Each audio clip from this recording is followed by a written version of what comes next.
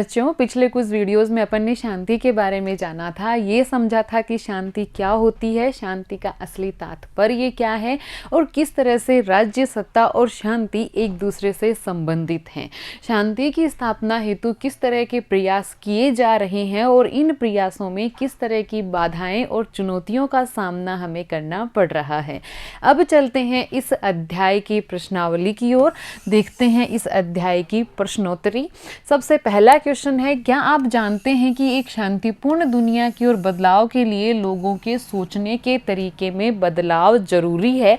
क्या मस्तिष्क शांति को बढ़ावा दे सकता है और क्या मानव मस्तिष्क पर केंद्रित रहना शांति स्थापना के लिए पर्याप्त होगा? इस बारे में अपन ने चर्चा की थी। यूनिसेफ का जो संविधान था उसमें भी ये टिप्पणी थी कि कोई भी कार्य होता है, कोई भी मान लीजिए युद्ध होता है, हिंसा होती है, तो वो यूं ही एक सेकंड में अचानक नहीं हो जाती। कहीं ना कहीं उसके बीज मानव के दिमाग में पनपते हैं। इसके लिए मानव की मस्तिष्क की शांति के प्रयास करने बहुत जरूरी हैं। सोचने विचारने का जो तरीका है उस पर कार्य करना बहुत जरूरी है। निसंदेह ये बात सच है कि कोई भी व्यक्ति हिंसा करता है या अपराध करता है तो वो एक सेकंड में अचानक अपराधी नहीं बन जाता है। कुछ उसके पीछे की अपन कहें कि कोई घटनाएं होती हैं, कोई परिस्थितियां होती हैं, कोई उसके मन में ऐसी कोई बात खटकती है या उसकी विचार प्रक्रिया इस तरह की चलती है, उसका परिवेश ऐसा होता है, कुछ भी कोई भी ज़रूर ऐसा कोई कारण होता है कि जिसकी वजह से ऐसे विचार उसके दिमाग में पनपते हैं और फिर हिंसा या अशांति का कारण बनते हैं।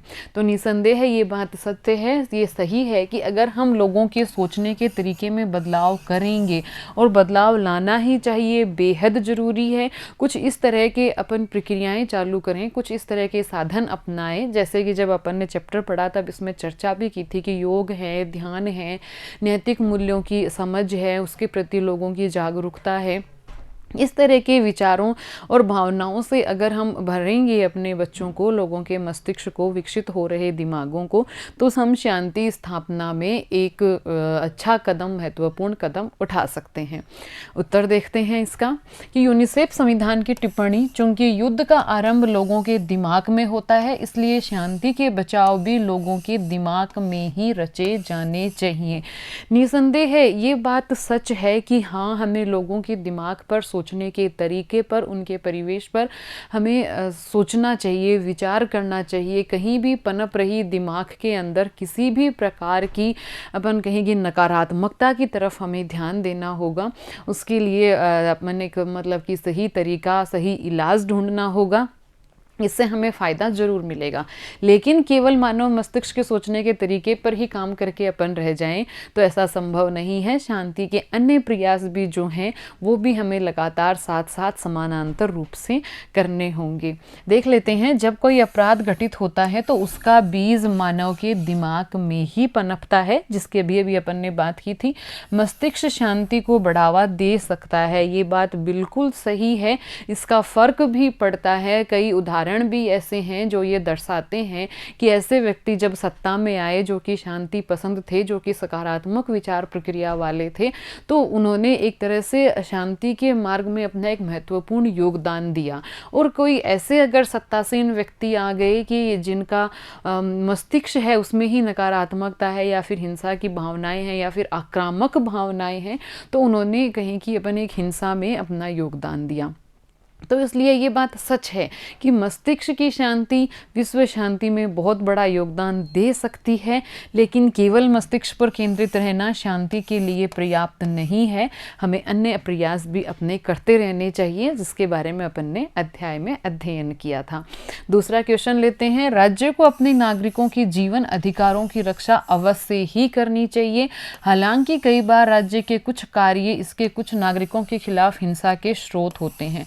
कुछ उदाहरणों की मदद से इस पर टिप्पणी कीजिए कि राज्य है वो अपने नागरिकों के जीवन की अधिकारों की रक्षा करता है और उसे करना भी चाहिए।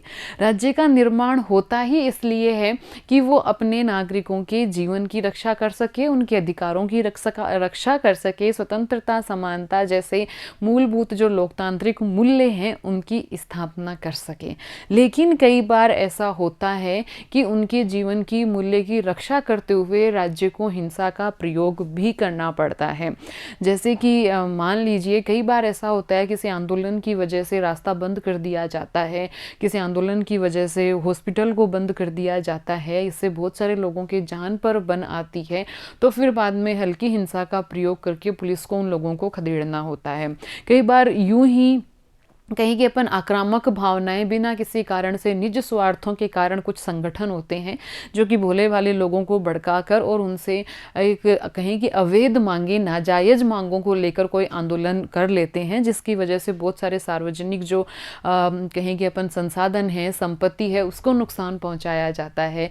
कई बार ऐसा होता है कि रास्ता रोक दिया जाता है, कोई बीमार हॉस्पिटल नहीं पहुंच पाता टाइम पर, तो ऐसे में हल्की हिंसा का प्रयोग राज्य अपने नागरिकों पर करता है।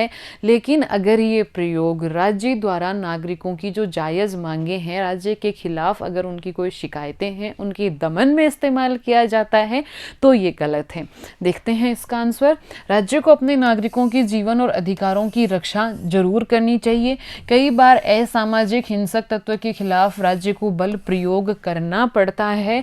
राज्य के अपने नागरिकों की रक्षा हेतु सेवा, पुलिस तथा रक्षा उपकरणों को मजबूत किया जाता है। राज्य है वो अपने ही नागरिकों की रक्षा के लिए पुलिस का जो फोर्स है उसको मजबूत करते हैं कि कोई व्यक्ति हत्यारा है, अपराध करके भाग रहा है, तो उसको भी पुलिस पकड़ती है, उस पर हिंसा का प्रयोग करना कई बार आवश्यक हो जाता है। तो पुलिस क्यों है? पुलिस इसलिए है ताकि वो हमें अपराधों से बचा सके, हमारी रक्षा कर सके, हमारे जीवन की रक्षा कर सके। तो इसलिए राज्य है वो अपने इन उपकरणों को मजबूत करता है। लेकिन राज्यों द्वारा इनका उपयोग नागरिकों के विरोध के स्वर को दबाने में नहीं किया जाना चाहिए और समस्याओं का दीर्घकालिक समाधान, सार्थक, लोकतांत्रिक और अधिक नागरिक स्वतंत्रता ही एक कारगर पद्धति है।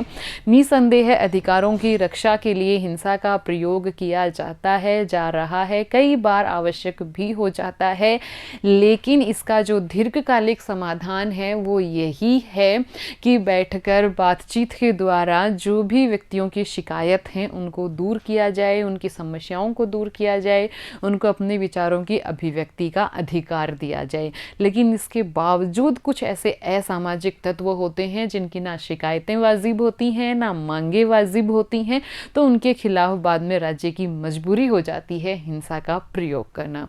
अगला क्वेश्चन देखते हैं। शांति को सर्वोत्तम रूप में तभी पाया जा सकता है जब स्वतंत्रता, समानता और न्याय कायम हो।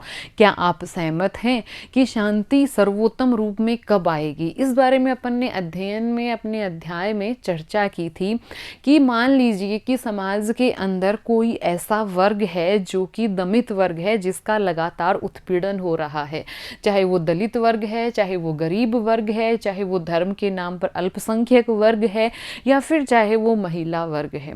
किसी भी दल के साथ, किसी भी समुदाय के साथ, किसी भी समूह के साथ अगर लगातार दमन किया जाएगा, अगर लगातार उसका शोषण किया जाएगा, अगर लगातार उसको उत्पीड़ित किया जाएगा, तो उसके मन में शिकायतें इकट्ठी होती चली जाएंगी। और वो शिकायतें कोई एक दिन में या एक साल में नहीं होती, वो पीढ़ियों से उनके मन में शिकायतें इकट्ठी होती चली जाती हैं। फिर एक कोई छोटी सी घटना, एक छोटी सी टिप्पणी इन शिकायतों का एक बहुत बड़ा रूप ले लेती है, जो बदलता है हिंसा में, जो बदलता है संघर्ष में।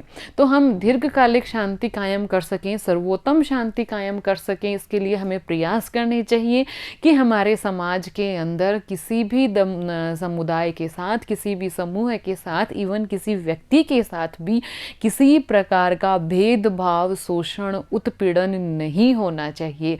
सभी व्यक्ति अपनी स्वतंत्रताओं का भरपूर उपभोग कर सकें, समानता का जीवन जी सकें, अवसरों का लाभ उठा सकें, अपनी प्रतिभाओं का सम्मान करवा सकें, अपने रीति रिवाजों और संस्कारों के अनुसार एक सुखमय जीवन जी सकें। अगर हम ऐसे समाज की स्थापना कर पाने में सफल होते हैं तो निसंदेह अपन शांति के सर्वोत्तम रूप को पा सकते हैं। उत्तर देखते हैं। उत्तर है कि हम इस कथन से सहमत हैं। स्वतंत्रता, समानता और न्याय नहीं होगा तो किसी ना किसी वर्ग के साथ या समुदाय के साथ दमन होगा, उत्पीड़न होगा और शोषण होगा। जो दमित समुदाय होगा उसके मन में शिकायतें पैदा होंगी। अभी अभी इसके बारे में अपन ने विस्तार से बात की है। शिकायतें एक दिन हिंसा और संघर्ष का रूप ले लेंगी, इसलिए आवश्यकता है स्वतंत्रता, समानता और न्याय की स्थापना की। अगला क्वेश्चन, हिंसा के माध्यम से दूरगामी न्यायोचित उद्देश्य मनुष्यों को नहीं पाया जा सकता। आप इस कथन के बारे में क्या सोचते हैं? ये बात बिल्कुल सही है। हिंसा के माध्यम से तात्कालिक शांति अवश्य पाई जा सकती है कि मान लीजिए कोई वर्ग या समुदाय है जो कि अपनी मांगे रख रहा है, चाहे वो वाजिब हैं चाहे वाजिब नहीं हैं, लेकिन फिर भी उस हिंसा का प्रयोग करके उस वक्त के लिए उसको चुप करवाया जा सकता है। दीर्घकालिक अगर अपन शांति की बात करें तो फिर यूनिसेफ वाली बात अपन याद करते हैं कि जो हिंसा के बीज हैं, संघर्ष के बीज हैं, वो दिमाग में पनपते हैं। तो ऐसे समूहों के साथ बातचीत की जा सकती है, उनकी बातों को सुना जा सकता है और उन्हें ये बात समझाई जा सकती है कि उनकी शिकायतें किस तरह से गैर वाजिब हैं और उनको पूरा करना किस तरह से संभव नहीं है। कहने का मतलब ये है कि आपसी बातचीत के द्वारा, आपसी कहें कि अपन एक संप्रेषण के द्वारा ज़्यादा अच्छी और दीर्घकालिक शांति की स्थापना हो सकती है बजाय हिंसा के प्रयोग के। देखते हैं उत्तर। हिंसा के माध्यम से तात्कालिक शांति की स्थापना की जा सकती है, किंतु दीर्घकालिक शांति हिंसा से संभव नहीं। दीर्घकालिक शांति के लिए न्यायपूर्ण व्यवस्था आवश्यक है, जिसका अपन ने अभी अभी पिछले जो आंसर था उसमें भी बात की थी। न्यायपूर्ण व्यवस्था जहां स्वतंत्रता हो, शांति हो, समानता हो और सभी व्यक्ति बिना किसी भेदभाव के एक अच्छा सुखमय जीवन जी सकें, तो वहाँ ऐसी घटनाएं निसंदेह कम होती चली जाएंगी। अगला क्वेश्चन अपन लेते हैं। विश्व में शांति स्थापना के जिन दृष्टिकोणों की अध्याय में चर्चा की गई है उनके बीच क्या समानता है और उनके बीच क्या अंतर है? यहाँ अंतर लिखने से रह गया, उनके बीच क्या अंतर है। तो शांति स्थापना के 3 दृष्टिकोणों के बारे में अपन ने चर्चा की थी। पहला दृष्टिकोण है वो राष्ट्रों को केंद्रीय महत्व देता है। दूसरा दृष्टिकोण राष्ट्रों के आपसी संबंधों पर जोर देता है और तीसरा दृष्टिकोण ये कहता है कि अब ये जो राष्ट्रव्यापी जो व्यवस्था बनी हुई है विश्व में, ये समाप्त होने वाली है। इतना अधिक वैश्वीकरण का दौर चल रहा है कि वो कल्पना करते हैं, उम्मीद करते हैं कि सारे राष्ट्र एक दिन एक अधिराज्य, एक अधिराष्ट्र बन जाएंगे, संपूर्ण विश्व एक राष्ट्र बन जाएगा। चलिए देख लेते हैं तीनों दृष्टिकोणों के अंतर। जैसे कि अपन ने बात की, पहला राष्ट्र राष्ट्रों को केंद्रीय स्थान देता है और जो राष्ट्रों की आपसी प्रतिस्पर्धा है उसको स्वीकार करता है। दूसरा है वो भी राष्ट्रों की प्रतिस्पर्धा को स्वीकार करता है और ये राष्ट्रों के आपसी संबंधों को महत्व देता है। ये दोनों ही दृष्टिकोण ये मानते हैं कि राष्ट्रों में आपस में प्रतिस्पर्धा होती है, लेकिन पहला दृष्टिकोण तो ये कहता है कि अगर शांति स्थापित करनी है तो जो प्रतिस्पर्धा है उसका हमें सही प्रबंधन करना होगा। जबकि दूसरा दृष्टिकोण ये कहता है कि निसंदेह राष्ट्रों के बीच प्रतिस्पर्धा है, लेकिन राष्ट्रों के आपस में सामाजिक आर्थिक संबंध हैं, उनको एक दूसरे की जरूरत पड़ती है, एक दूसरे की आवश्यकता होती है और ये संबंध हैं ये इनको एक अंतर्राष्ट्रीय समझदारी की ओर ले जाते हैं। यानी कि इन संबंधों के कारण राष्ट्रों में आपस में एक समझदारी पैदा हो जाती है, वो एक समझदारी पूर्ण व्यवहार करने लग जाते हैं। तीसरा जो दृष्टिकोण है वो तो कहता है कि राष्ट्रव्यापी जो व्यवस्था है ये इतिहास की बात हो गई, अब तो एक अधिराष्ट्र बन जाएगा, एक राष्ट्र बन जाएगा, संपूर्ण विश्व एक राज्य कहलाएगा। देखते हैं।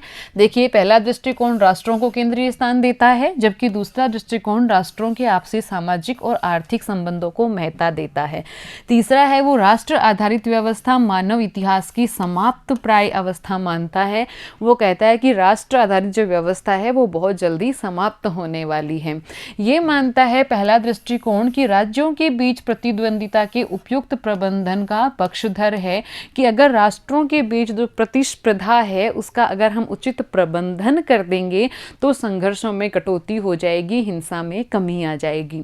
दूसरा दृष्टिकोण ये मानता है कि राष्ट्रों में आपसी सहयोग के संबंध हैं और ये आपसी सहयोग के संबंध हैं यही एक अंतर्राष्ट्रीय समझदारी को बढ़ावा देते हैं। तो ज्यों ज्यों ये संबंध बढ़ेंगे, ज्यों ज्यों ये संबंध मजबूत होंगे, ज्यों ज्यों राष्ट्रों की एक दूसरे पर निर्भरता बढ़ेगी, त्यों त्यों अंतर्राष्ट्रीय समझदारी आएगी और हिंसा में कमी आएगी, शांति में बढ़ोतरी होगी।